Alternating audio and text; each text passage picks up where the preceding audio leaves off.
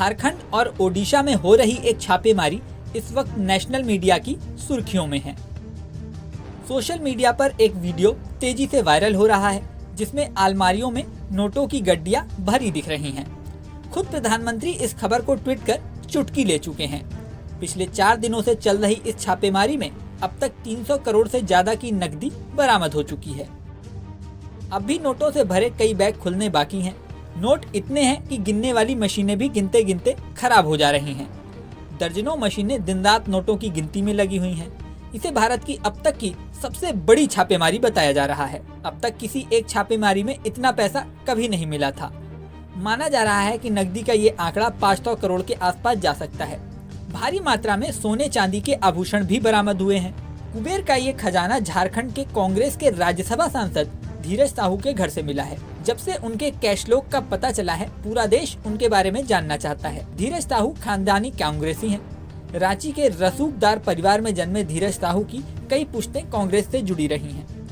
1977 में राजनीति शुरू करने वाले धीरज साहू तीसरी बार कांग्रेस के कोटे से राज्यसभा सांसद हैं। पहली बार वह साल 2009 में राज्यसभा पहुंचे थे।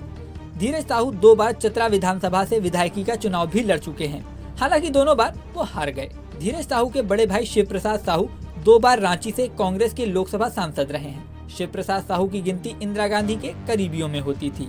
उस जमाने में चुनाव प्रचार के दौरान इंदिरा गांधी कई बार इनके घर रुकती थीं। कहा जाता है कि उस समय सांसद विधायक के चुनाव के लिए टिकट से लेकर मंत्री पद तक इस परिवार की सिफारिश पर तय होता था।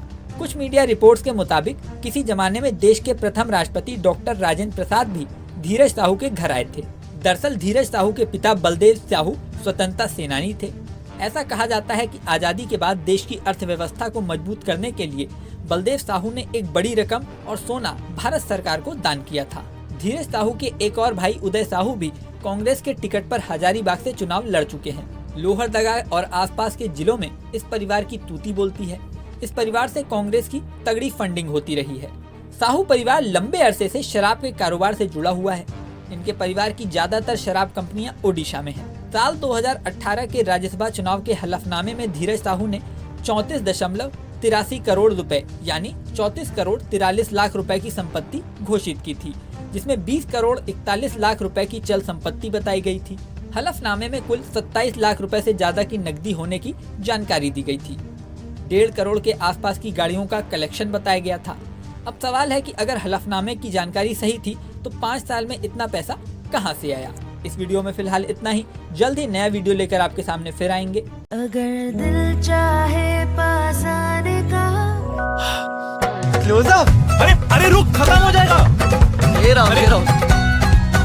छोटा पैक फिर भी 20 रुपए वाला क्लोजअप है 25% ज्यादा किफायती। पाइए 12 घंटे तक ताजा सांसें।